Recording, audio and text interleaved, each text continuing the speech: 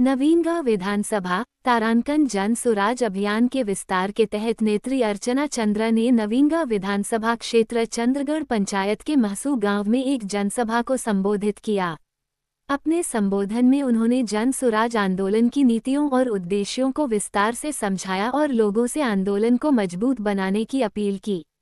अर्चना चंद्र ने कहा कि जन सुराज केवल एक राजनीतिक पहल नहीं, बल्कि सामाजिक बदलाव का एक माध्यम है। उन्होंने जनता से संवाद करते हुए क्षेत्र की समस्याओं पर भी चर्चा की और भरोसा दिलाया कि जन सुराज के माध्यम से जनता की आवाज को मजबूती से उठाया जाएगा। क्या कुछ कही नेत्री अर्चना चंद्र ने, देखे पूरी खबर। दो गठबंधन है यहाँ, आपको डराता है। भाजपा आपको कहता, भाजपा कहता है, लालू जी कहते हैं कि भाजपा आ जाएगा तो मुसलमान भाई आप खतरे में पड़ जाइएगा।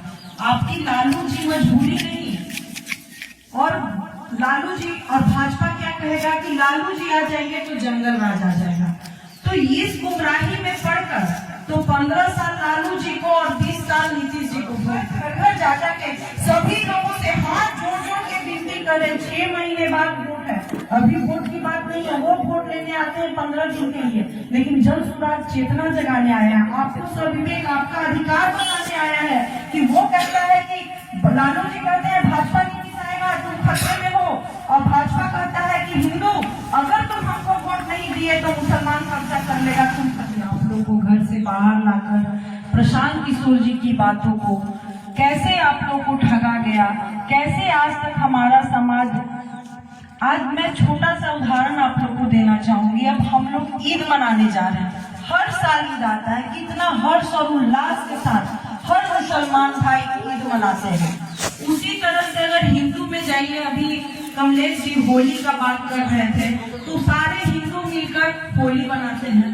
तो देश का मिलन जहाँ हम लोग सद्भावना और भाईचारे की बात करते हैं। जब देश निर्माण की बात हो, समाज निर्माण की बात हो, बिहार निर्माण की बात हो, तो हमारे प्रखंड अध्यक्ष लौ जी बहुत अच्छी बात आपको डराता है। भाजपा आपको कहता, भाजपा कहता है, लालू जी कहते हैं कि भाजपा आ जाएगा तो मुसलमान भाई आप खतरे में पड़ जाइएगा। आपकी लालू जी मजबूरी नहीं, और लालू जी और भाजपा क्या कहेगा कि लालू जी आ जाएंगे तो जंगल राज आ जाएगा।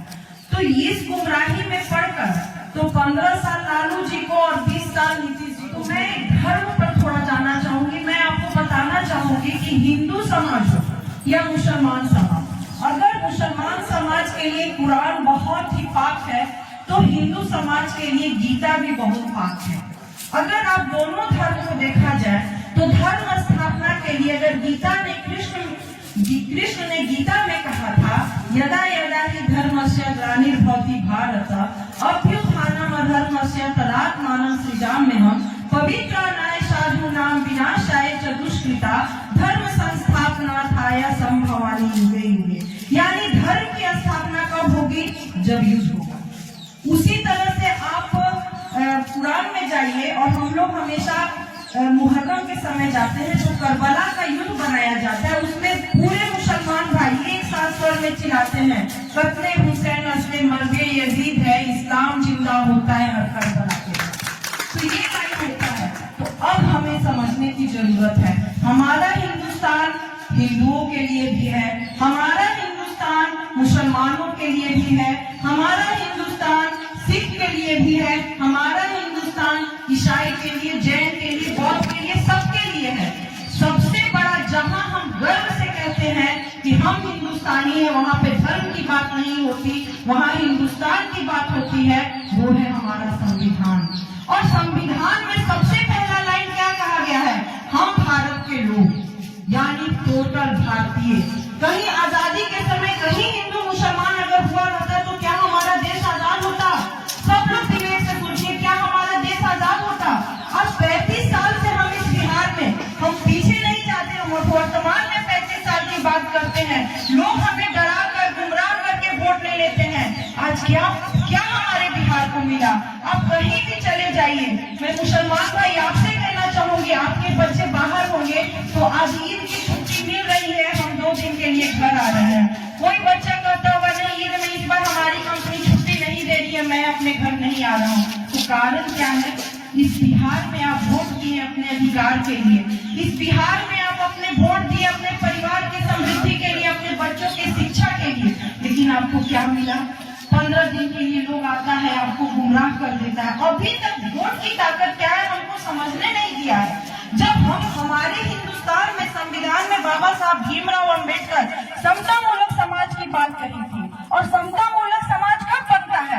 हम वोट देते हैं। आप सभी पढ़े लिखे हमारे बुजुर्ग हैं, सभी जानते हैं कि वोट की ताकत इतनी बड़ी ताकत है कि हमारा मुख्यमंत्री हो, प्रधानमंत्री हो, राष्ट्रपति हो, अगर वो भी वोट देता है तो उसकी भी गिनती एक होती है। अगर इस गांव का भी कोई व्यक्ति देता है, अगर आप उसे गरीब समझ रहे हैं, लेकिन अगर वो भी वोट देने जाता है तो उसकी भी वोट की गिनती एक होती है। तो समता मूलक समाज की बात हुई थी। इतना खूबसूरत हमारा संविधान है, फिर भी हमारा बिहार पिछड़ा क्यों? ये भी सोचने की जरूरत है। महात्मा गांधी गुजरात में पैदा हुए थे, हम लोग सभी जानते हैं कि महात्मा गांधी गुजरात में पैदा हुए थे, लेकिन सत्याग्रह के लिए किसको चुना था? किस राज्य को चुना था? बिहार को चुना था। बिहार मेरा विकसित राष्ट्र रहा होगा, बिहार के लोग बहुत अनुभवी रहे होंगे और सत्याग्रही रहे होंगे। उसने गुजरात को छोड़ दिए, गुजरात को सत्याग्रह के लिए नहीं चुना तो किस स्टेट को? बिहार को। तो सोचिए, आज गुजरात आगे है और मेरा बिहार पीछे है। क्यों पीछे है? यही समझाने प्रशांत किशोर जी की बातें जो हम लोग लेकर आए हैं, जाकर के सभी लोगों से हाथ जोड़ जोड़ के विनती करें। 6 महीने बाद वोट है, अभी वोट की बात नहीं है। वो वोट लेने आते हैं 15 दिन के लिए, लेकिन जन स्वराज चेतना जगाने आया है, आपको स्वविवेक, आपका अधिकार बनाने आया है। कि वो कहता है कि लालू जी कहते हैं भाजपा नीति आएगा तुम खतरे में हो, और भाजपा कहता है कि हिंदू अगर तुम हमको वोट नहीं दिए तो मुसलमान कब्जा कर लेगा। नहीं करके अभी ईद है, ईद आएगा तो क्या आप हिंदू भाइयों को अपने घर न्योता नहीं देते सेवे खाने के लिए? अगर होली आता है तो क्या वो हिंदू भाइयों को न्योता नहीं देते कि हमारे यहाँ होली में आइए, हमारा कुछ जलपान लीजिए? इतना प्रेम, तो फिर 15 दिन के चुनाव में आकर तुम हमें गुमराह क्यों करते हो? तुम बात करो ना, यहाँ के अधिकार की बात करो, जो हमारा समाज, हमारा बिहार पिछड़ रहा है उसकी बात करो ना। वही प्रशांत किशोर कहने आए, वो 5 बातें लेकर आए हैं, कोई भी बात वो हवा में नहीं कह रहे। जैसे भी माई बहन योजना आया है तो तेजस्वी कह रहे हैं कि माई और बहन को हम 2500 पर मंथ ये देंगे। अगर आप बिहार की पूंजी पूरा देखिएगा तो वो पूरा नहीं कर पाता है। 6 करोड़ महिलाएं हैं, आप 2500 रुपया कहाँ से दीजिएगा? उनसे ये क्वेश्चन पूछने लायक है कि कहाँ से लाइएगा पैसा? तो जो वोट है आपका वो बिहार के खजाना की चाबी वाला वोट है। बिहार में आपको 2,80,000 करोड़ रुपया का वो चाबी है, जो चाबी वो आपसे लेता है, आपको गुमराह करके। आप ही का पैसा है ये। बिहार सरकार के पास जो पैसा है किसी की पैसा नहीं, वो राजद का है, न भाजपा का है, न जदयू का है, न चिराग का है, वो आपका पैसा है। और आप वो चाबी उनके हाथ में देते हैं और आप ही के पैसा से आपका खिलवाड़ करता है।